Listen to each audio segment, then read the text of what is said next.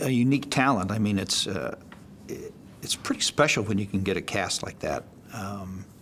I remember telling him at the end of the first season at the cast party, I said I wasn't sure I was ever going to have the experience again of having a cast perform it and making it sound better when they said it than it sounded in your head when you wrote it. Because usually in your head it sounds, you think it's great.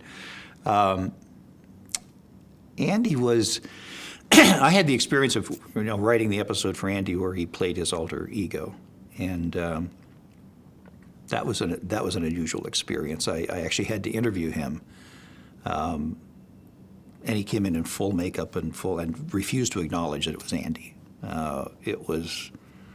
It was bizarre, but again, no matter what you wrote for Andy, he never went up on a line. He was dead letter perfect every single time.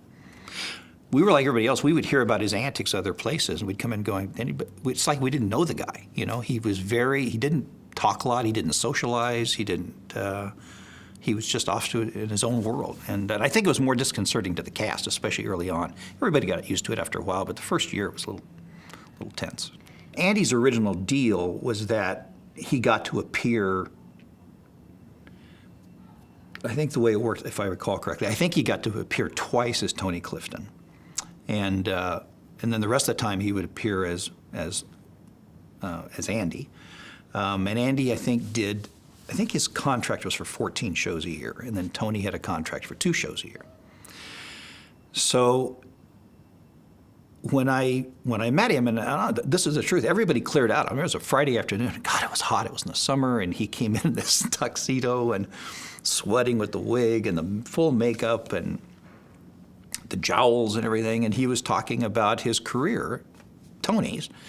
And, he said, everybody thinks Andy Kaufman made me. I made Andy Kaufman. Andy wouldn't be anywhere if it wasn't for me. He used to open for me. I'm the one, he used to star. And it was, as I said, bizarre, but kind of interesting to watch it. And then he showed up on the set as Tony and refused to acknowledge that he wasn't Tony, and hired a motorhome and had a hooker on the set. And it was, it got very, very tense. And so I remember getting a call from Ed Weinberger telling me on the second or third day that they were firing him.